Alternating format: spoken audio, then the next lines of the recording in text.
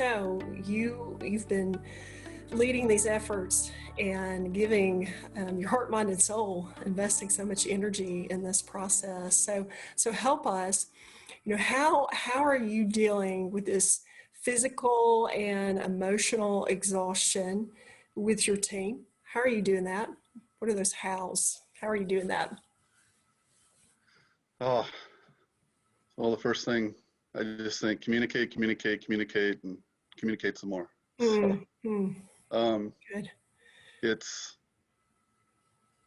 we're all working remote, so it's all through our virtual and phones and staying in touch and having a tier system, a process so people can link in, they can get their information, they can download to you, it's that give and take, it's with groups, with individuals on a regular basis.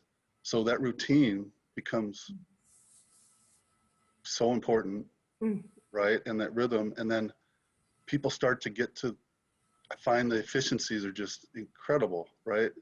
You aren't walking from conference room to conference room or driving across campus right? And so everybody's using every minute, right? So I have meetings that used to be blocked for hours, an hour at a time, right? Now everything's half hour. And people come in with agenda. They know exactly what they need to accomplish in that time, and they get it. So our efficiency of getting to the point and getting to the priorities and the focus is on steroids. So, and then listening, right? Because we have so much on our brains, right? I find myself, I don't want to like skip to conclusions or jump. I need to be mindful to really listen and give people a chance to talk, because honestly, we're all in this together. We really can't change it, right? We got to know what we can change and can't change. It's managing through the exhaustion and helping each other and bringing some brevity to it, and again, listening so that people feel like they're heard and they're part of the team and they're informed and they really want to respond. I mean, the thing that I've seen is, yes, you hear it in the exhaustion in people's voice, but I never hear anybody complain. They truly don't complain, because I think it's a mission. We're protecting lives, and something obviously about that just drives the energy. But you can hear it in people's voices. You can hear the exhaustion. So it's listening and trying to give people that time. We're also trying to encourage them to,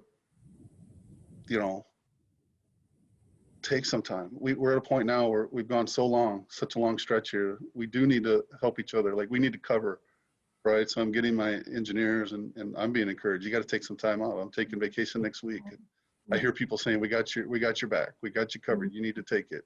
And it's the same comment I give to my engineers. We got to give you some relief, or, we've got to recover and recruit. And you keep telling me the same thing when I talk to you. You give me good ideas about how to do that. So, and one other thing that's been kind of fun is just, we've done these virtual happy hours. I find sometimes we talk at work when we were there about, we ought to do a happy hour sometime. We ought to do something more social. And we don't. It's rare. And what I found is now I'm having one or two a week, because people want to connect. They put the videos on, right? A lot of times we don't use the video. And we grab a beer and we we talk and we connect with what else is going on out, around our world, not just work. So that's been helpful. That is so good. So good. So you're telling us that, we're all in this together. So everybody's exhausted. This is a mutual feeling. And so if you're feeling this as a leader, hey, this is normal. You're normal. And you're telling us that, in the midst of all this, because this is not stopping, you've got to find your routine, and routine brings levity, it brings some control. And so that's a very good word, because we feel like we can't find the routine because we're so busy. And then you're telling us to take some time.